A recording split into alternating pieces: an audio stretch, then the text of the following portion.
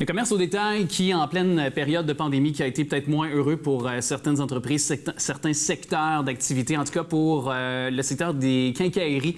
Je pense que ça a été vraiment un très bel été. Est-ce que ce sera la même chose pour l'automne avec la deuxième vague qui est déjà précisée, la zone rouge qui s'est installée chez nous dans Laval et les environs?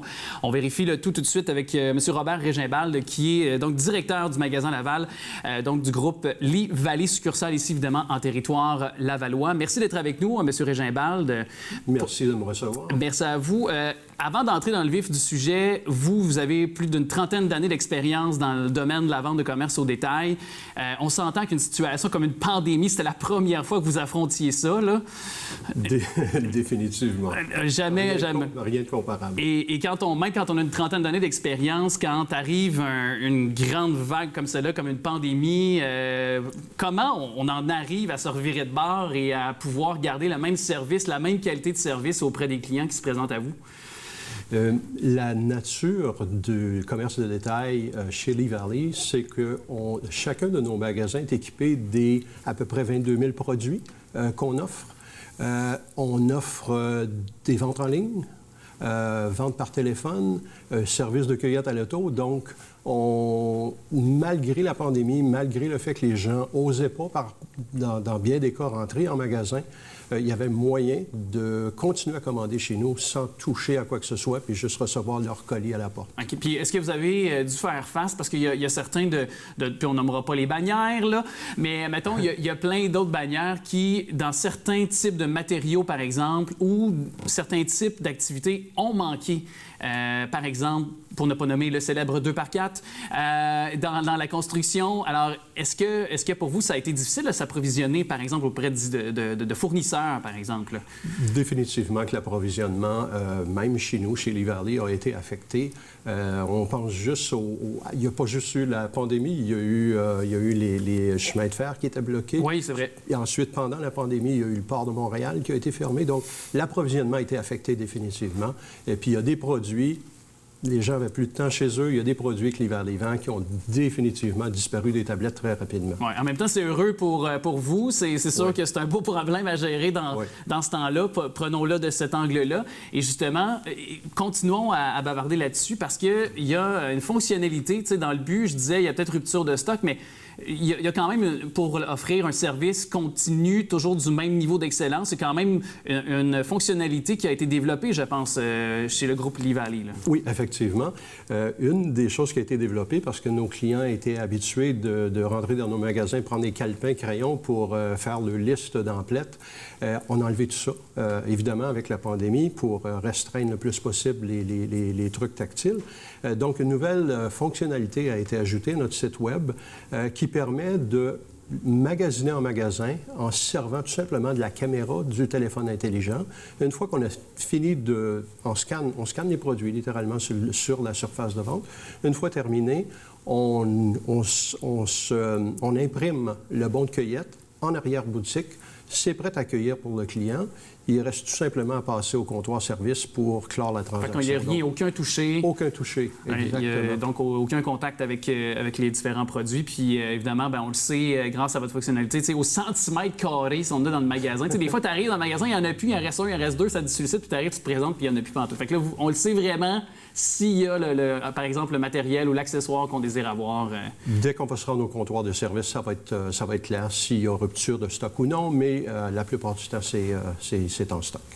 Parmi d'ailleurs, vous, ce que vous avez remarqué durant, je parlais tantôt de 2x4 là, pour certains types donc, de la construction, pour ne pas le nommer, mais pour vous, dans vos magasins, que vous avez des outils, accessoires, articles, entre autres d'aménagement paysager, je pense, jardin et autres, quels ont été les trucs que les Québécois, les Lavallois, les Lavalloises se sont arrachés pour qu'il n'y en ait plus justement sur les différents rayons, là? Définitivement les articles de jardinage. OK, oui. On vend toutes sortes de produits, toutes sortes d'outils de jardinage, des râteaux, des pelles de toutes sortes, des bacs pour faire pousser des légumes. Complètement. Il y en a manqué de ça. Il y en a manqué définitivement. C'était très populaire. Fait que ce retour, ce qu'on véhiculait beaucoup dans l'espace public, c'était le retour à la terre, ce désir des gens de s'autosuffire en ayant des tomates, par exemple, des plants de tomates. Oui. Autant en milieu plus urbain, en général, sur le territoire lavallois. Ça, vous avez senti ça, cet appel-là des gens d'ici? Sans équivoque. Ah oui? Ah oui, c'était... le magasin en est vide présentement. On commence à se réapprovisionner, là, mais la saison se fait tard. Et là, OK, je sais pas, puis en même temps, je vous pose une question, puis c'est pas une colle, là, je sais pas, moi, dans quoi je m'aventure en vous posant une question, là. Dites-moi pas que vous avez déjà des articles de Noël, là. Peu. OK, peu. OK. Non, mais là, c'est parce que cette année, on n'aura probablement pas d'Halloween. Je m'excuse, je sais, je suis un casseux de party pour les familles en plus qui nous écoutent, mais là, on n'aura probablement pas d'Halloween. Noël ne sera peut-être pas comme on veut, comme on le désire. Mais là, des fois, dans certains magasins, on est déjà rendu à Noël. On dit on n'aura pas d'Halloween, fait qu'on tout de suite, on saute à Noël. Fait que vous êtes prêts déjà, là? Oui, donc pas nécessairement des articles de Noël, mais de très beaux cadeaux pour Noël. Ah oui, c'est ça. C'est ça. C'est ce que je croyais. Et pour cette deuxième vague, on est en plein dedans. Je l'ai évoqué, zone rouge. Évidemment, comment on prévoit... on a eu l'expérience d'une première vague. La deuxième pourrait être encore plus forte. Je ne veux pas être encore un prophète, mais rendu là, c'est la santé publique qui le dit. Et comment, chez vous, on se prépare pour pouvoir faire face à la musique, faire face à cette pandémie qui se poursuit? Notre compagnie, au printemps, malgré le fait qu'on était un service essentiel, pour une période de temps, à peu près un mois et demi, a décidé de fermer les magasins quand même. C'est une décision qui a été prise dans l'intérêt de la santé de nos employés et nos clients. À ce moment-là, évidemment, les ventes en ligne et les commandes téléphoniques ont continué de plus belle, oui, justement. Et puis, on offrait le service de cueillette à l'auto ou la livraison gratuite pour tous les consommateurs. Alors, si deuxième vague forcerait la fermeture des commerces essentiels, c'est déjà dans cette façon de fonctionner qu'on irait de nouveau. OK, donc alors, on a déjà un plan qu'on a même testé ce printemps. OK, et déjà, c'est ça. Puis avec la fonctionnalité que vous avez dit, c'est un peu un désir de continuer de se réinventer le mot à la mode. Exactement. C'est l'innovation qui porte l'hiver livre. Et j'ai goût aussi de... Parce que c'est un autre secteur, ou du moins un autre sujet qu'on aborde très souvent ces jours-ci, la pénurie de main-d'œuvre, par exemple. Vous avez été à même, comme on le disait tantôt, de constater que les demandes étaient là, que ça a explosé. J'imagine que vous avez dû vous ajuster en tentant de trouver cette main-d'œuvre-là pour répondre à la demande. Est-ce que pour vous, en tant que directeur du magasin à Laval de Lee-Valley, est-ce que c'est difficile de trouver la main-d'œuvre? Est-ce que vous le vivez? Puis de façon concrète, qu'est-ce que ça peut apporter quand même chez vous comme façon de s'ajuster, tout ça au quotidien? Comme tout détaillant, la recherche de la main-d'œuvre est très, très, très difficile. On recherche activement du personnel encore aujourd'hui, que ce soit du temps partiel, saisonnier. C'est sûr que ça l'affecte beaucoup. On ajuste notre service du mieux qu'on peut avec les employés. Oui. Exactement, avec les ressources qu'on a. Puis, je regarde ça parce que, évidemment, j'ai des amis qui sont entrepreneurs, puis bon, on connaît tous des gens qui ont besoin de main-d'œuvre. Puis moi, je fais appel aux personnes peut-être un peu plus âgées, d'expérience, je vais le dire comme ça.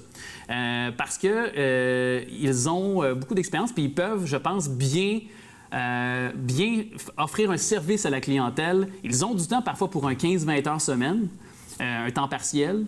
Donc, j'imagine que c'est le genre de gens qui ont cette expérience-là. Je pense que c'est de l'or en barre pour vous puis un groupe comme Lee-Valley.